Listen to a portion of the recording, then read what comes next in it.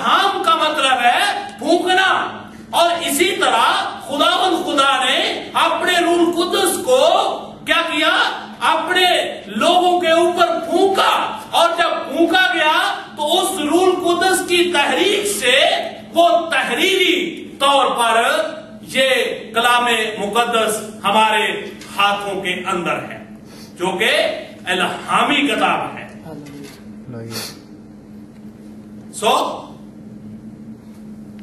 اس کے علاوہ کلام مقدس کا جب ہم بخوبی مطالعہ کرتے ہیں، یوحنا رسول جو ہے یہ اپنی انجیل اربع کے اندر خداوند یسوع المسیح کو جو بیان کرتا ہے، اس پوری کتاب کے اندر، اس اناجیل کے اندر سب سے پہلے جو اس کی مرکز ہے اس کا، وہ خداوند یسوع المسیح کو خدا کے برابر پیش کیا گیا ہے۔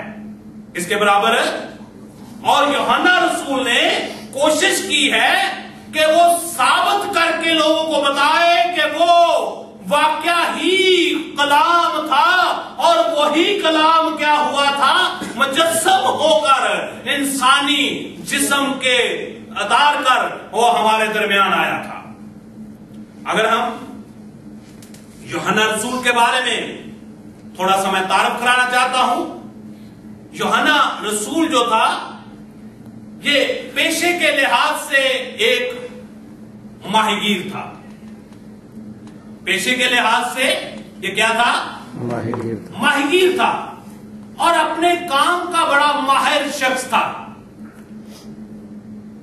اور خداوند یسوع المسیح کے شاگرد ہونے سے پہلے یہ یوحنا استباغی کا شاگرد تھا۔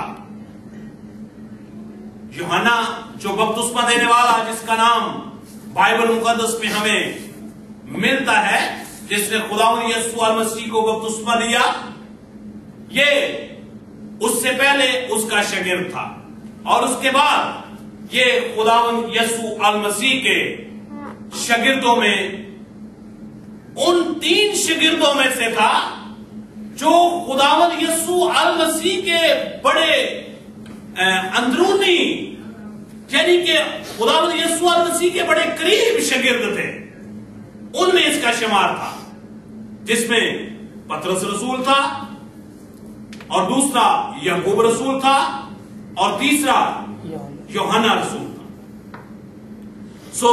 اس کا جو شمار ہوتا ہے وہ سینئر، بڑے خاص شاگردوں کے اندر ہوتا۔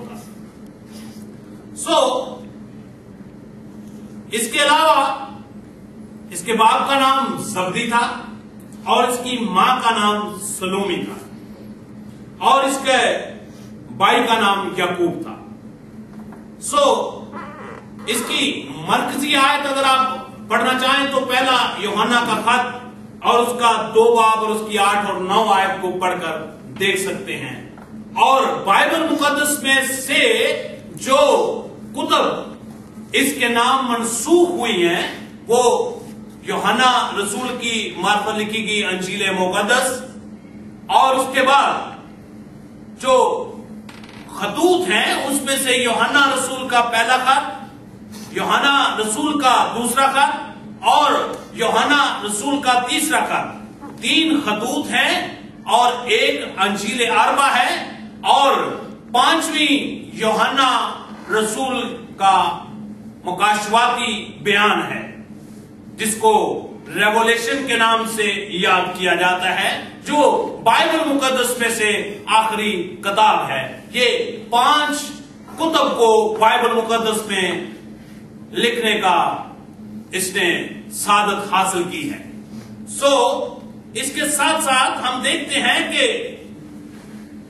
جب اپنے انجیلی بیان کو شروع کرتا ہے، جیسا میں پہلے بیان کر چکا ہوں، تو یہ سٹارٹ ہی یہاں سے لیتا ہے کہ ابتدا میں کیا تھا؟ کلام۔ ابتدا میں کلام تھا ہی کلام، اور کلام جو ہے یہی مجسم ہوا تھا، اور ہم نے اس کا ایسا جلال دیکھا جیسا باپ کے اکلوتے کا۔ اس کے علاوہ اگر ہم یہودی شریعت کا مطالعہ کریں تو وہاں پر ہمیں خروج کی کتاب میں ملتا ہے کہ جب مقدس موسیٰ جو ہے خدا اس سے ہم کلام ہوتا ہے تو وہاں پر جھاڑی کے پاس سے جب بزرگ موسیٰ گزر رہا ہے تو وہاں سے ایک آواز آتی ہے اور وہ جب جھاڑی کے پاس جاتا ہے جب غور سے اس کو دیکھتا ہے تو جھاڑی جل رہی ہے، آگ ہے، لیکن جھاڑی بھی موجود ہے، آگ بھی ہے لیکن جل نہیں رہی۔ تو اندر سے ایک آواز آتی ہے کہ اپنا جوتا اتار، کیونکہ یہ جگہ کیا ہے؟ پاک ہے۔ پاک ہے۔ اور اس کے بعد جب اس کو کچھ ہدایات ملتی ہیں تو اس کے بعد میں شارٹ کٹ کرتا ہوں، جب وہ واپس جاتا ہے تو ایک کوشچن رکھتا ہے وہاں پر خدا کے حضور ہم کلام ہونے والے شخص کے ساتھ، کہتا ہے کہ جب میں قوم اسرائیل کے پاس جاؤں گا تو میں ان کو کیا بتاؤں کہ یہ باتیں کس نے مجھے کہی ہیں؟ تو وہاں پر جو لفظ استعمال ہوا ہے وہ ہے کہ تو ان کو بتا دینا کہ میں جو ہوں سو یہ کس نے الفاظ استعمال کیے؟ خداوند رب الفاظ نے یہ الفاظ استعمال کیے۔ جب ہم بائبل مقدس میں سے نئے عہد نامہ میں سے یوحنا رسول کی انجیل کا بخوبی مطالعہ کرتے ہیں تو وہاں پر بھی جو خداوند یسوع المسیح نے الفاظ استعمال کیے ہیں تو اس نے بھی یہی الفاظ استعمال کیے ہیں۔ اگر ہم وہاں پر دیکھیں تو وہاں پر لکھا ہوا ہے کہ سب سے پہلے اس کا 6 باب اور اس کی 35 آیت میں لکھا ہوا ہے کہ زندگی کی روٹی میں کا لفظ خداوند یسوع المسیح نے وہاں پر استعمال کیا اور وہاں پر میں کا لفظ استعمال خدا نے کیا۔ اس نے کہا کہ ان کو کہنا کہ میں جو ہوں سو ہوں۔ اس کے بعد اگر آپ آگے بڑھے تو آگے ہم دیکھتے ہیں 7 باب کی 37 آیت کے اندر وہاں پہ لکھا ہوا ہے کہ زندگی کے پانی کا سرچشمہ میں خدا نے استعمال کیا میں جو ہوں سو ہوں۔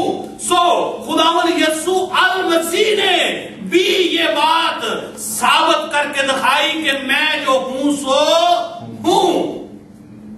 اس کے بعد آپ 10 باب اور اس کی 19 آیت کو اگر مطالعہ کریں تو وہاں پہ لکھا ہوا ہے کہ گڈ شیپرڈ میں ہوں، اچھا چرواہا میں ہوں، جو اپنی بھیڑوں کے لیے کیا کرتا ہے؟ جان دیتا ہے، اپنی اور پھر اس نے اپنی جان دی۔ اور اس کے ساتھ ساتھ یوحنا رسول جو ہے وہ لوگوں کو بتاتا ہے، نمبر 1 تو وہ یہ بتاتا ہے کہ ابتدا میں کلام تھا اور کلام خدا کے ساتھ تھا اور یہی کلام مجسم ہو گیا، اور اس کے بعد وہ یہ بھی بتاتا ہے کہ دیکھو کون سا برہ؟